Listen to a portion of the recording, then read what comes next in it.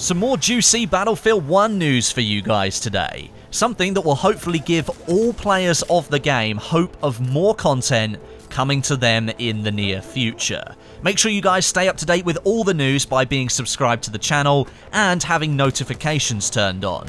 Click that little bell and get them activated so you don't miss any videos.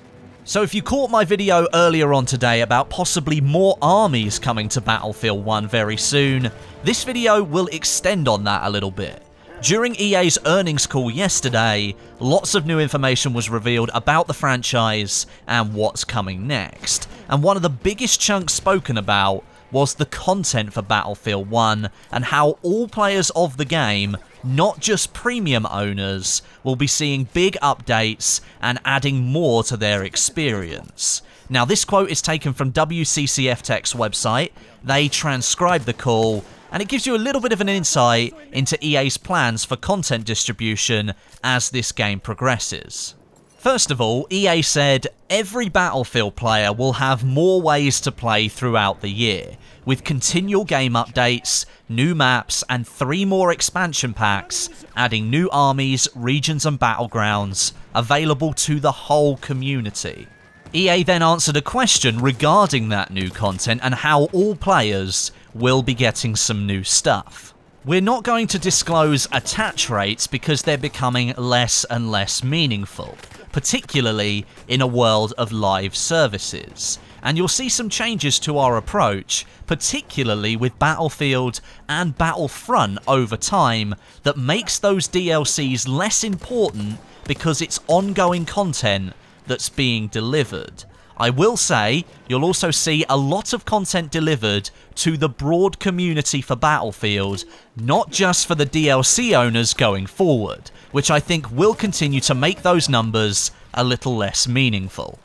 Now those numbers that EA were talking about, I believe, were how many people had purchased specific DLCs or the premium pass for Battlefield 1. Their justification for not disclosing those numbers is that they're going to be changing their approach with post-launch content and the new live service, they call it, for Battlefield. Live service is essentially the process where DICE continue to update the game with new content and bug fixes after the game's launched. Now that is a huge statement, absolutely massive. EA has essentially confirmed that the current system of distributing content via season passes or individual DLCs is not the approach that they want to continue, and it will change. Even more surprising is that they've chosen to announce it now, in the middle of Battlefield 1's life cycle, where people have already bought into season passes and DLC already.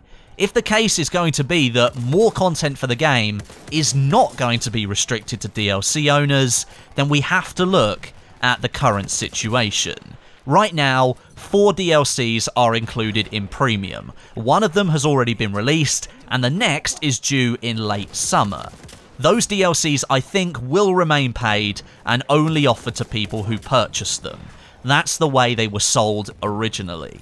But, and this is a big but, what other content is going on for the game right now that we already know about? Night maps. Those weren't sold with the original pitch for Premium or the DLC system and have recently surfaced on the CTE for development. Could it be that those night maps are part of the new free content EA and DICE are considering planning for this game? We know that Nivelle Nights was originally pitched to come to premium players in June, but nothing was specified as to whether that map will come to other players after that. The second night map, Prix de Tahur, was not advertised to be coming to premium players first, and that could be another indication that these maps could be part of a free DLC offering to all players of Battlefield 1. It's extremely exciting to hear EA and DICE mention that they want to change the way players receive their content, moving away from the older, chunked DLC offering into a live service with more rapid, constant, consistent streams of updates and new features. This appears not only to be the route for Battlefield, but Star Wars Battlefront 2 as well. It's almost been confirmed at this point that Battlefront 2 will not have a season pass and will instead employ a live service approach. But as to how EA and DICE plan to replace that huge revenue that season passes bring in remains to be seen. Let me know what you think of this development down below in the comments section. I'd love to read some of your opinions. And make sure you've got those notifications switched on for my channel. More Battlefield 1 information is coming later today. But until next time, my name is Westie, and I'll catch you guys in the next video.